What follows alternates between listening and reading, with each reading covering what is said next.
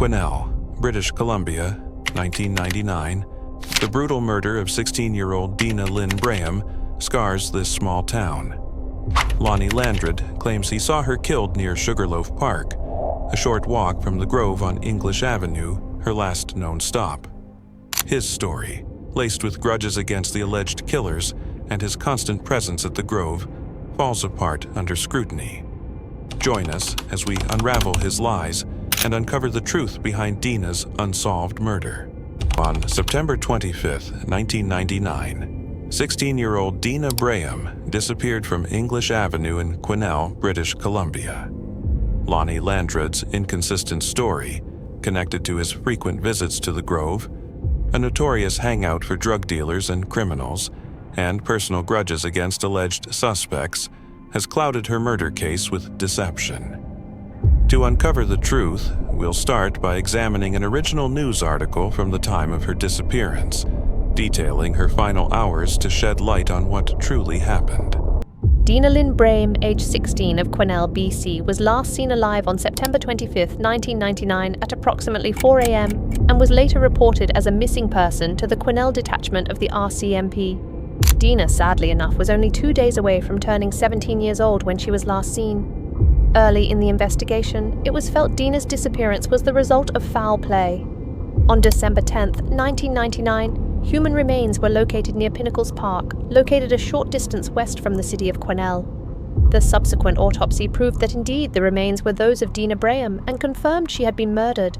The investigation determined that the day before Deena's disappearance, she attended school on Friday, September 24, 1999 at Coeur Alou Secondary in Quesnel, where she was just beginning her final year of public school. Further, she had secured the approval of her parents to remain in Quesnel with friends for the weekend.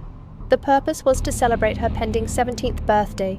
Deena Braem and close friends eventually attended an outdoor party in the Quesnel area, which is commonly known as the 4x4 track. Deena and friends arrived at the party at approximately 8:30 to 9:30 p.m. and remained there for some time. The evening was spent socializing among friends and acquaintances. Deena had been drinking alcohol, but according to friends was not drunk when they had decided to leave the party. Deena and a close friend obtained a ride from the party site back into the city of Quesnel and were dropped off at a residence on English Avenue at approximately 2:30 a.m. on September 25, 1999. Deena and her girlfriend stayed at the home for only a short time, when on Deena's urging they departed.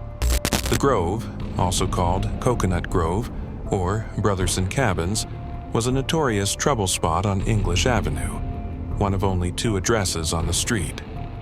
It's where Deena was likely dropped off and where Lonnie Landrud was a regular. In 2007, Lonnie Landrud claimed he saw Deena murdered near Sugarloaf Park while heading to the West Side 7-Eleven. Here's his first story. I had just finished painting her cupboards. I went for sleep, and I woke up at 1:30 in the morning and had no cigarettes. So I went for a walk up to Sugarloaf Park, which is kind of a shortcut to go to 7-Eleven. When I got to the top of the hill, I heard this vehicle pull in, so I walked slowly up the hill and was looking to see who this might be, and I seen a police car with the lights on in the interior, and there was a van, a dark colored van, backed into the hill below me, and I was wondering what was going on, and I just stayed in the shadows and just watched what was happening. And this police officer got out of the van and walked around to the side of the police car, which was driven by Bev Hosker. And he was talking to her. I couldn't hear because her car was still running. I couldn't hear what was said. And then he said something, and then he walked back to the van, and I thought they were going to leave. Well, instead of walking to the passenger's door, or the driver's door, he walked around the back of the van and opened the back doors. And when the back doors opened up, the interior light was on, and I seen a pair of feet sticking out of a beige-colored carpet. And at that time I was probably 50 feet away. And I thought, well, what's going on here? And I seen him, he flopped open the carpet, and I seen this girl that was semi-nude. She had a bra and panties on, and she looked like she was unconscious, and she looked like she was dirty or bruised. Then I heard the police car door open, and she walked. I had seen this lady, Bev Hosker, get out of the car and walk around to the trunk. Well, I didn't see her using keys. I was looking around the other side of the tree and watching her. And she had opened the trunk and took out 2 jugs of bleach. They looked like bleach jugs. And when I looked back around the tree on the other side, I seen this police officer, and he had lifted the girl up and he had her by the hair, and I seen him stick a knife in her neck right about here. And I couldn't see the knife because of the angle that I was at, but I seen the blood just pour out and down the front of her. And I absolutely panicked. I didn't know what to do. I ran. I just got out of there, and I ran back to the trailer. Lonnie says he was walking through Sugarloaf Park when he saw an RCMP officer stab Deena while Bev Hosker fetched bleach. Yet, he couldn't even identify her at the time. Watch this. Okay, could you identify the girl? Yes. Well, not at that time. Okay. I didn't recognize her. Okay. But for the 2 weeks previous, there were signs on North Fraser Drive, and that we drove by every day going to work, of this young missing girl. But it didn't look like her because of the way she was undressed and her hair was all upheavaled and everything. Lonnie claims he couldn't recognize Deena, despite seeing her missing person posters for weeks. That's absurd. Worse, he was a regular at the Grove on English Avenue, Deena's last known stop, and had prior conflicts with the people he accuses. Here's Lonnie claiming he avoided the Grove later on. I went for a pack of smokes, walking up the trail. I just had $1,600 paycheck in my pocket. I just heard that there was robberies going on at the Grove. Yeah. And that's what they call the drug dealers down there. Yeah. I chose not to go that way. Yeah. I thought, no, I'll just walk up to Pinnacles Park and go get a pack of smokes. In 2015, Lonnie claimed he avoided the Grove because he knew of drug dealers robbing people in the area. A stark contradiction to his 2007 story of casually passing through Sugarloaf Park. Yet, he was no stranger to the Grove. He practically lived there.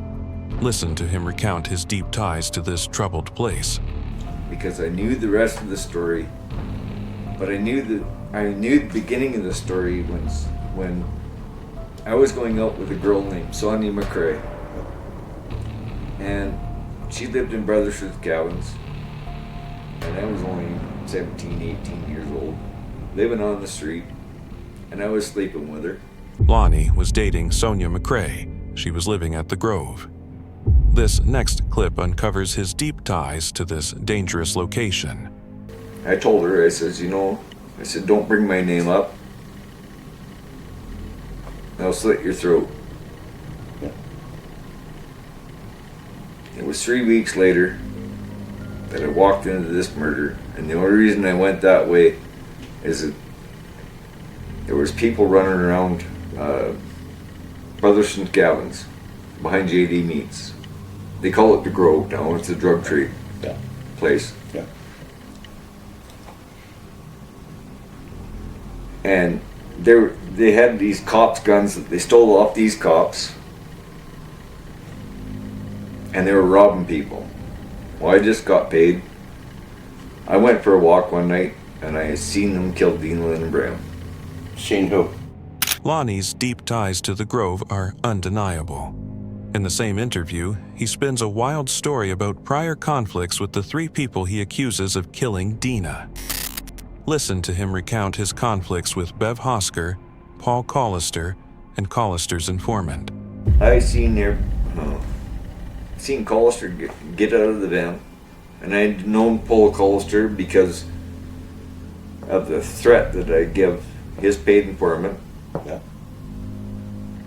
Bev Hosker was there, and I knew her because she sexually assaulted me. Lonnie claims Bev Hosker attacked him for trying to quit the drug trade, that he threatened an informant working for Paul Collister, and that he then witnessed these three, Hosker, Collister, and Collister's informant, murdering Deena. Lonnie was no mere bystander. He was a fixture at the Grove, Deena's last known stop, and had bitter feuds with all three alleged killers.